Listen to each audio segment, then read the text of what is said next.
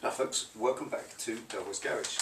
Now this is going to be a little bit of a hodgepodge episode. I'm just going to open some bits and pieces, going to show you some stuff that we've received in the post, bit of a mail call, some delivery at last for some parts for the trailer project, which is pretty cool. I'm excited about that.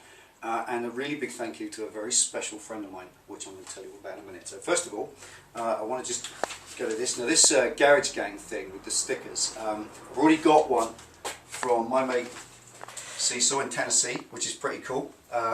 Cecil sent me that a few weeks ago, and that's great, that's ready. That's the first one I've had. I'm going to get into this. I just said I want to do it, I want to get into it, but it's just a case of getting around to making the stickers up. And whilst I mentioned that, I then got one from Tim.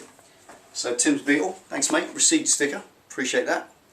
That's a nice bit of kit that, I like it. I do like Beetles actually. Many years ago, Penny Pitstop will giggle at this, I bought a Beetle in about 1987 for £20 from a neighbour. It really was a shed. And I tore the body off it, threw it in a skip and made a beach buggy out of it. And I think most Beetle lovers today would probably be horrified at that, but that was days before Beetles were cool like they are today. So there we are, thanks Tim, that's great. That's going to be number 2, and that'll go on the sticker board when I get that sorted. I'm going to paint, I've worked it out, if I paint this with a plastic covered paint, so like a vinyl gloss or something, that'll be nice and sticky, so I'm going to make that sticker wall as soon as I get a chance to do it.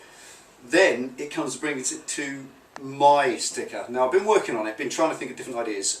One of you guys suggested a brilliant idea of a thumbs up. Kind of a habit really, I'm always doing this, which isn't always brilliant because YouTube goes around the world, and that in some countries is not necessarily a greeting, but I don't want to offend anybody. So just listening to it again, didn't ask, I just got an amazing email from a very special friend of mine called Byron and 5. Now Byron isn't local. Byron lives, neighbour starts mower, right on cue, so just go over this. Now Byron is a graphic designer, he's a professional graphic designer in Silicon Valley in California. Silicon Valley, sounds like a lap dancer's cleavage, doesn't it? Sorry, moving right along. Now what he's done... Stick to the day job, Derek. Sorry. What he's done is sent me along an amazing design for a Delboy's Garage sticker. And being a graphic designer, it is amazing. So that's pretty much the first one. As you can see, Monkey Boy here tried to print it off and I cut the corner off and I'm working on shrinking it. But that's, as you can see, it's also on the channel at the minute, if you look at the channel avatar. But that's going to be the sticker, Delboy's Garage. And I'm going to, just going to briefly, I didn't want any particular bent towards bikes or cars because I love both bikes and cars. And if I had the space in this stupid little garage, I'd build a hot rod, I'd build a wrap rod tomorrow, just like that. But I just don't have the room, and I love building bikes as well. So it's neither, it's not generic to cars or bikes, it's got kind of a gothic phoenix type design with my favourite old English font, Delboy's Garage, red and black, very cool. So Byron, thank you sir, you are a legend and a gentleman indeed. That is fantastic, I absolutely love it. I know we've had some ping pong on email, and I'm working on getting them printed. I'm just working on the best way to do it. I don't know how many I'm going to need. Some of the print companies want about 500 minimum, and that's quite expensive, so I'm working on that, but that's going to be the design and I'll get some printed. So Tim, I'll send you one out, Cecil, I'll send you one out too, and anybody else that wants one, I will just get those sorted soon, so I'll let you know when they're up. So that's that for now. Next thing is deliverage. At last, the postman has called. So this is what I was waiting for. I ordered, because what I was going to do, around the top of the wood on the trailer, now that the wood's on and it's nice and solid, I was going to just cut a slot in a tube and make a nice rounded tube over it, but I think that was a bit of a lame idea. It just would never have worked properly. Cutting a slot in a tube that's a centimetre wide, just not without a machine. So there we are. In the end, I just sent off to a company on eBay for some more angle line. Pretty good deal. I think it was £24 I paid for 4 lengths, which, considering that 10 quid was postage? £10 postage. £10 was postage, that's £14 for 4 lengths, £3.50 a length. Ever cheap Royal Mail. Yeah. So that's like 3D. Delboy in 3D. Watch me eyes. And there we are, just 4 lengths, too short or too long. The idea being we're going to put these round the top, proper angle line, weld them onto the existing frame. It will strengthen up the whole affair, and that's what I wanted. Let's hope I ordered the right ones now. I think it did. I think it did. It's all right, Pen. Yeah, that's fine. It's just 1 inch angle line. is all we wanted, and that's exactly what the existing frame is made from, 1-inch anglite. So we've got 2 pieces that will do the front and back, and 2 that will do the sides. I'm going to notch them in. I've got to, just because these edges here, what I should have done probably is waited, got these, made the frame, then put the sides in, but I decided to go this way after I'd already put the sides in. So rather than rip it out and make a mess of it, these are well and truly bonded in forever. They're going absolutely nowhere. So what I'm going to do is, rather than, what I should have done is notch that nice 45 degree, get a mitered, 3-way mitered corner. That would have been nice, and weld it together. But in the end, I'm just going to notch it round there so that that fits flush effectively. Just notch that on the corner so it goes over the top, and then miter the top pieces so we've got the 2 in. So you'll get a mitered corner welded in. That'll be nice and strong. A bit back to front really. I know it's the wrong way to do it, because I've then got to paint the inside, let that paint dry, then glue the inside, glue it on at the same time as I weld it, because once it's welded on I can't get the glue in there. So there's a little bit of messing around with that. So that's what we've done. Got to cut those up, get those ready, prepared, and then finally get the frame. I think that's the most important thing. I want to get the frame finished so that actually the trailer is a trailer. It's done. It's finished in the sense that it's constructed. Then it's just a little bit more refurbishment. These things, they're just daft. I saw them for £6 on the Snipe Trailers website, which is one of these because this is a Snipe one. But you can't buy them. I think that's trade only. And the local shop wanted £15. Another caravan shop wanted about 32. £32, wasn't it? It was just mad. And a caravan shop. I mean, going in a caravan shop, you just come out there, you want to hang yourself.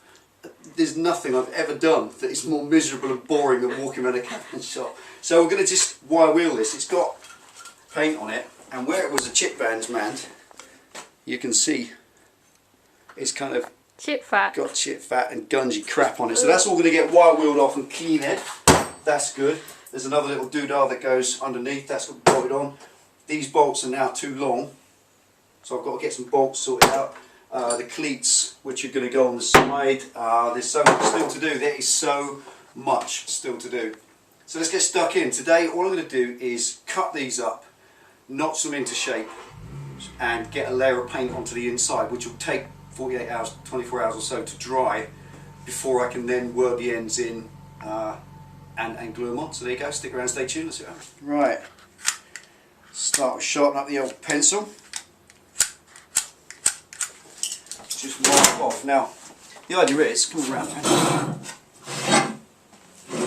The idea is, this has got to come to this corner, right to this corner. So it's getting mitered in at 45 degrees, which is approximately there. But underneath here, I want to cut that, so it just comes round there, because I can't cut this. I would normally just cut that at 45 as well, but in this instance, I ain't got a chance. I'll just butt weld it onto there and along the top. It's not loud at all, is it? There we go. Let's just.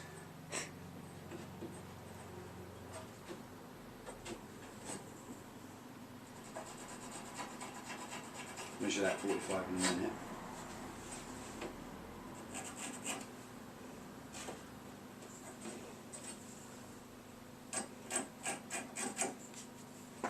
Right.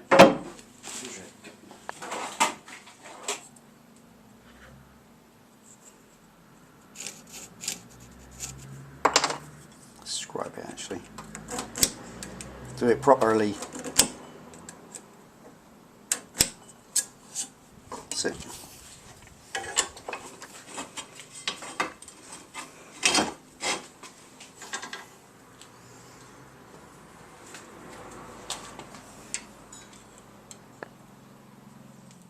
Alright, do it properly. 25.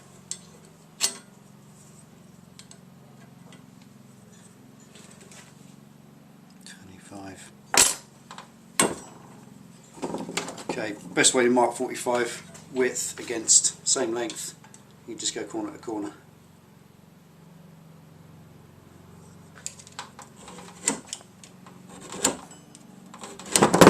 There we are. Okay.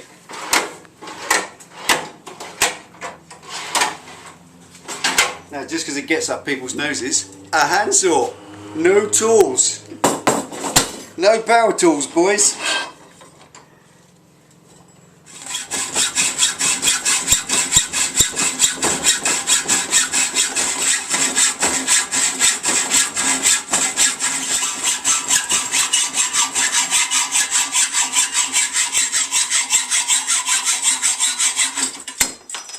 Okay, keep those bits because you find them in your tyres. Right, here we are. First one. Let's get the file. Clean up.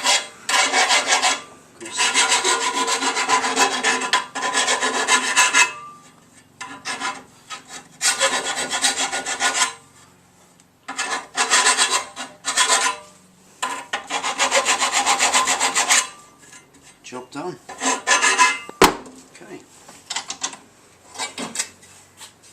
Okay, first 45, cut through that way as well. Let's get a nice 45 when the other one comes in. Right, do the other side.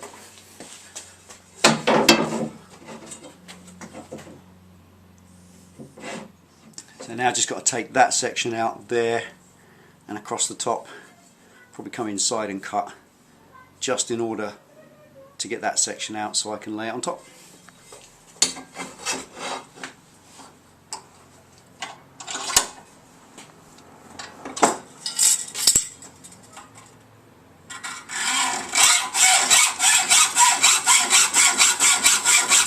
Okay, there we are, pretty much a compound cut. Needed a cut like that, basically, both ends. Put a bit in, fit, like so. So that perfect fit in there, we just weld that in, and with a mitered top, that piece comes in, weld the top across, job done, and then glue that. Just put a load of glue across the inside, glue it to the wood at the same time, clamp it, weld it, job done. Paint the inside as well before I start. So that's the first one. 4 more to make. Right, now 3 saw blades and a lot of lactic acid later. They are all cut. Now all I've done is just cut up and around this. Obviously it would have been handy to have mitered that properly, but it doesn't really matter. I'll just weld up and across.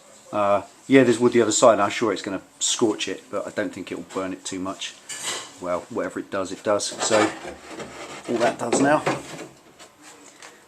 they fit in. It's quite a neat little joint there. Just a little bit of a compound joint, sort of 1, 2, 3 different angles, because I'm working with existing angle line that I didn't want to cut because the wood's in the way. Stupid really, I should have cut it, made the frame before I made the wood, but there you go, I didn't. Other one looks good. Got a nice joint on there. That's got to be pulled in. Some of the gaps I just fill that in with weld. They're not perfect, but what's important was getting the miter gaps right. Bang on as it needs to be. That one's got a bit of a sticky out bit, just grind it off, not a problem. Right, so there we are. Now I can't do much else now because I need to paint the inside of these with some red oxide, purely because I then want to put the glue on the inside so that it glues onto the outside of these. I want these bonded to the outside of the new frame. So when the new frame's in place, I want the wood bonded to it as well, so it just gives it that extra strength. And I don't really want to bond it to bare metal. So tonight I'm a bit stuck. I wanted to weld them really. It's quite nice to buzz them on tonight because it's nice angle and that's nice angle, and I can whack the power up and just grind a lovely big bead of weld in that. But not for now. Got to get some red oxide on that, let it dry for about 24 hours, and then I can come back tomorrow and I can hopefully weld the tops on, and that's starting to look constructed. So there we go. Let's get the paint out, get some colour on there.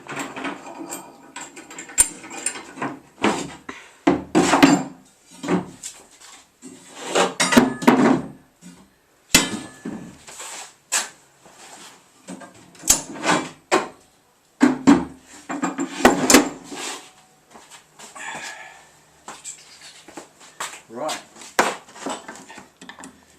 red oxide, probably the last, not lasted too bad that, probably the last I'll need.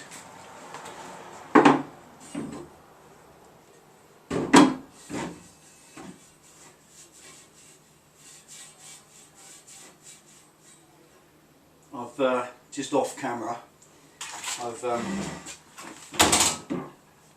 wiped all the inside of this with wax and grease remover to get the kind of delivery wax off.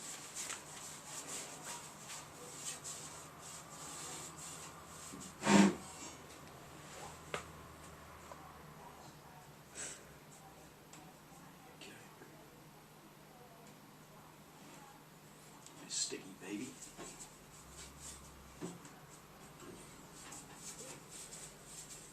And there we are, all done. There's still bare metal on the other side because I'll paint them when I can get to them later on, because I'll be able to get to the other side when they're welded. So that's cool. I'll leave them now for about 48 hours to dry, and then I can put the glue on the inside, clamp them on and weld the ends in. I have to grind back a bit of the existing stuff, but then paint it back over afterwards. There we are, and I know I've got some in the bottom, but that's irrelevant because I've got a cunning plan for the inside. I'm going to actually make some proper truck bed liner. I priced it up, and when I got up off the floor and stopped laughing, I decided I'll make some, and I have a cunning plan on how to make it, so that'll be another little fun video how-to thingy, how to make truck bed liner. Right, so there you go. I reckon they're pretty much done. So there we go, that's it for episode 15, I think, now. Just got to let those dry, as I said, and I can get the glue on them, bond them on, and get them welded up, ground back, and finally painted over, and then there's the structure finished. That's it. Then it's just assembling the mud guards, the hubs, or grease the hubs, put the caps on, and then deal with the toe clamp. Oh god, there's quite a bit to do still, really, but I've got some good fun things in the future, and some good fun options planned on the decoration on the make under at the end to make it a proper rat trailer. At the moment it's just a trailer. It needs to be a proper rat trailer. There's going to be some good fun things. There you go, that was all. Thanks for watching as ever. I appreciate the comments. Going to get the stickers sorted out, and when I have, I'll be able to send those out to anybody who wants one. So ride safe for now, and I'll see you next time.